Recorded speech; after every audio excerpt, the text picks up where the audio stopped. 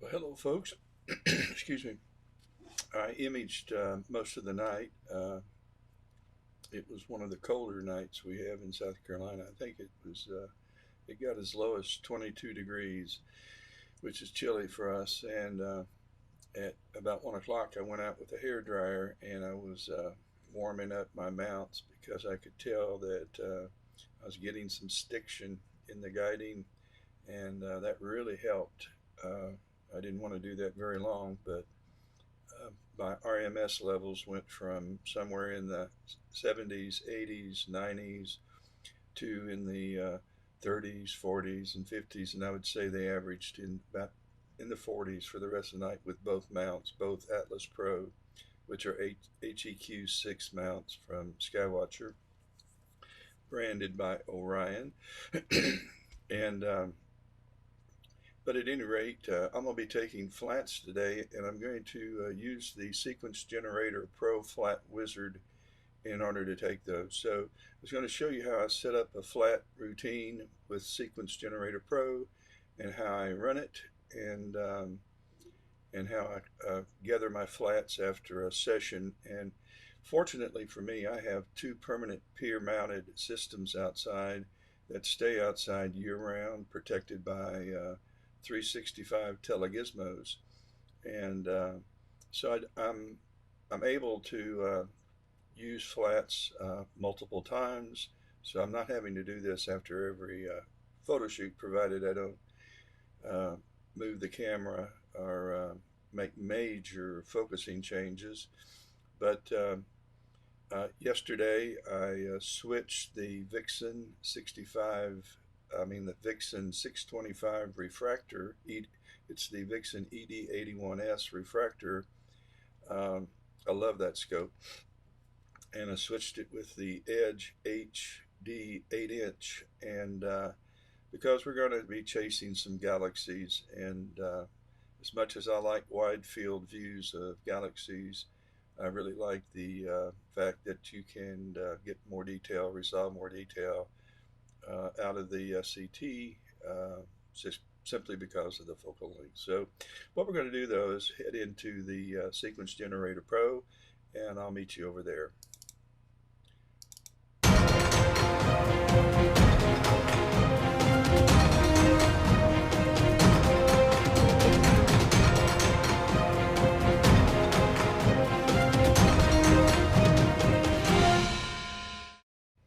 Okay, here we are, and I'm going to eliminate these screens that you're seeing that are part of my Ecamm streaming software. And this is my preview window so I can see what's going on. Make sure I'm on the right screen. That's awesome software if you're not very literate in streaming and computering, and that's me.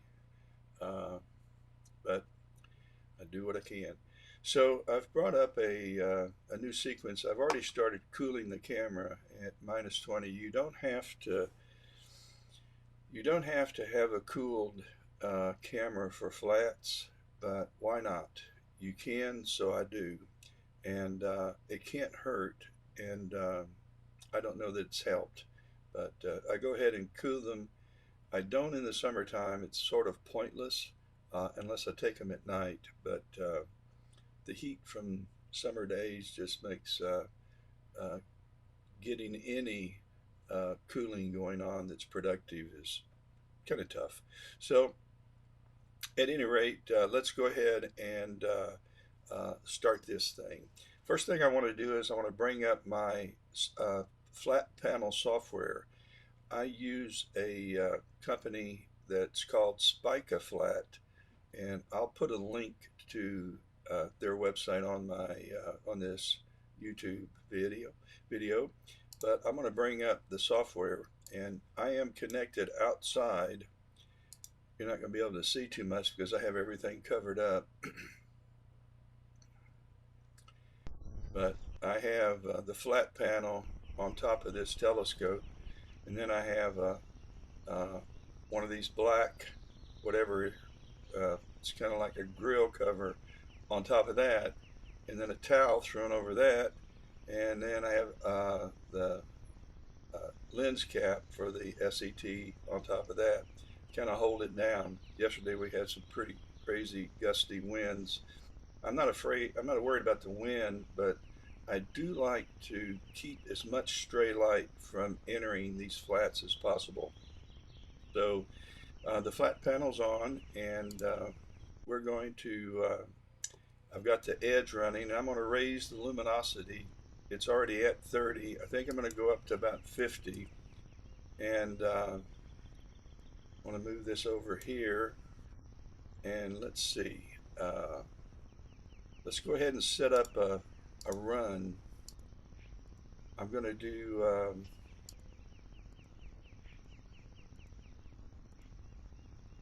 flats for the loom channel. I didn't take looms last night, but I'll need them anyway. Green, already did green, don't need two. Blue, and HA, add a new event. O3, add a new event. S2. This is what controls the filter wheel. And then this is what goes into the naming, the file naming. So I want to make sure that I have, this is green flat,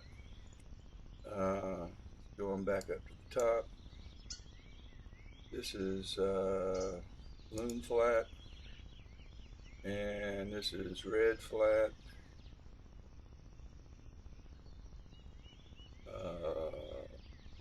Well, I already did that one. Blue flat and HA flat. Where are you, HA?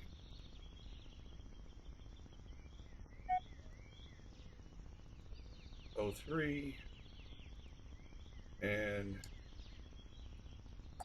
S2.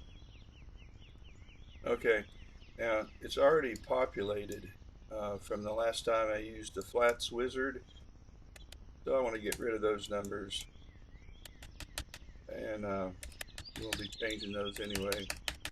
I want to take 50 each, and this is where I put the number of images I want to take in a sequence. I'm binding at 1 times 1. I rarely ever bind with the ASI cameras.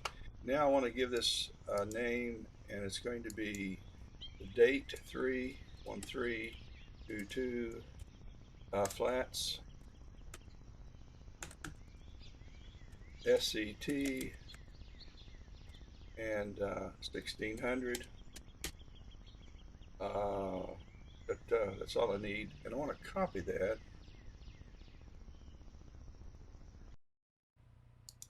And we will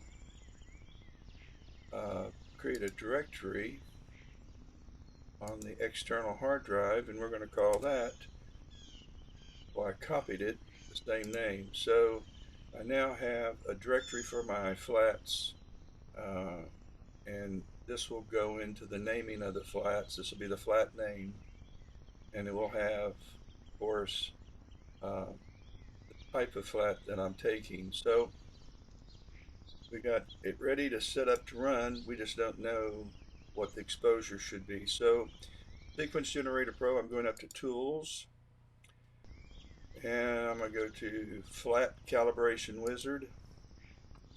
I'm going to choose the current sequence. I could choose that, or I could go and take the 1600 camera with the 8-inch, the reducer on the Atlas Pro. That's the profile, but I'm just going to use current sequence, and it'll take the information from here. I want to have a flat for each of these filters, and only, I don't need the outside camera unless something happens. I can look and see if something fell off. And so we now have for 1 by 1, we didn't get that one.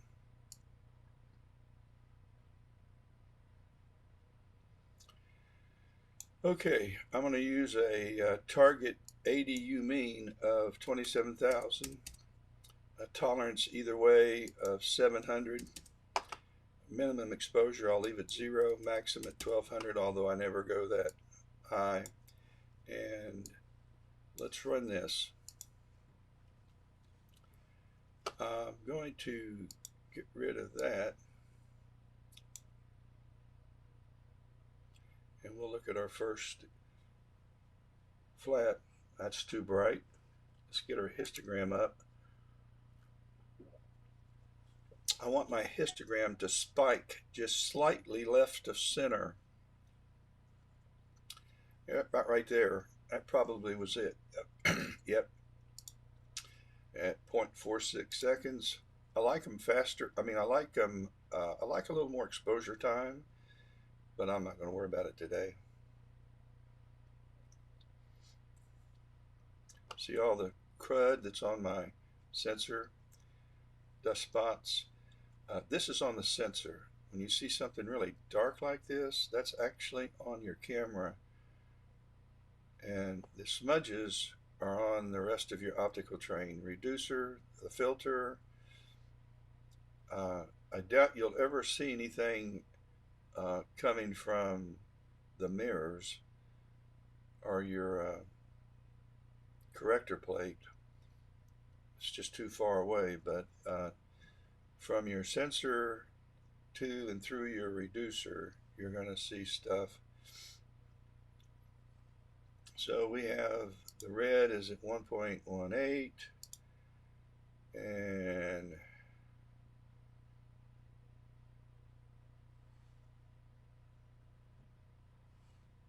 this is, it's telling you as it takes it what down here.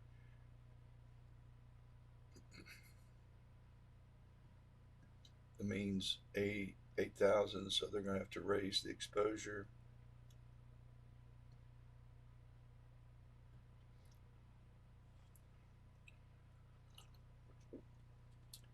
The LRGB will be at a faster exposure than will the HJ03 and S2, simply because they are clearly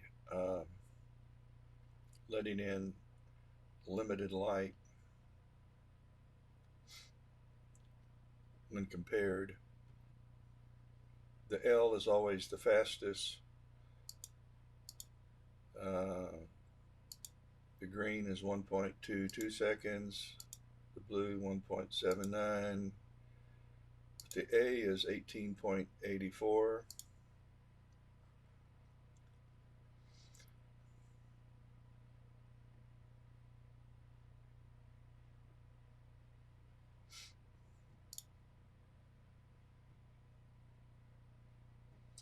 And so we're going to let this finish. We're at a 24, headed for 27.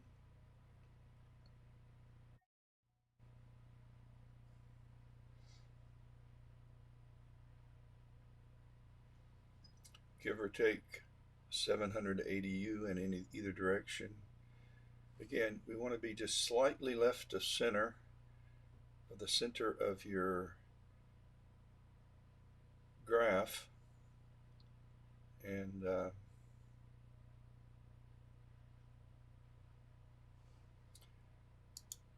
16 seconds for 03, 18, and S2 will be a little faster.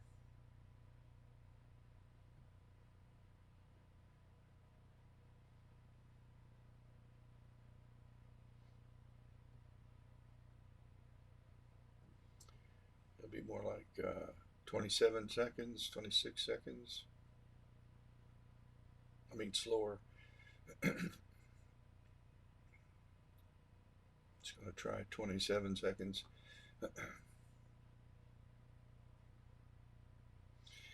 What's important for me in my flats, and I'm assuming everyone else has to deal with this, is that I have a good representation, really, of the light uh, in this histograms for all of my filters. So All right, now I have established really exposure values when I run the spica flat at 30. I could increase the luminosity, and I could this is just a couple of things I could do. I could increase this to say 100, and then these would go down to 5 or 6 seconds. And of course, I could finish the flats quicker, but these would be less than 1 second. And I really like them to be longer than a second. So I'm not going to do that. But what I could do is just take the LRGB and take those at say 30 seconds, and then take the narrow band at maybe not at 30 seconds, but at a lume level of where'd it go? I don't want the power box. My spica flat word. Okay, and then take this maybe at 100, 150, and then I would have HAO3 maybe in the 5, 6 second range. But I'm just going to go ahead and take them all at this. I want to save. Important. If you click save, and let's remember one value so you can see what I'm doing. Green is 1.22 seconds. Okay, I'm saving, and yep. So I've saved these values to the current sequence. I'm going to close this out. I'm going to bring this up, and I'm going to trick it. I'm going to go light, flat, and it populates it. Light, flat, and then 1.22 is what this should be. Light or dark, it doesn't matter, just there it goes. So it's populating it with the light values I'm currently using, with an exposure that's going to give me a real nice looking flat. And let's see, we got this one. Let's go to these two, and then let's start taking them.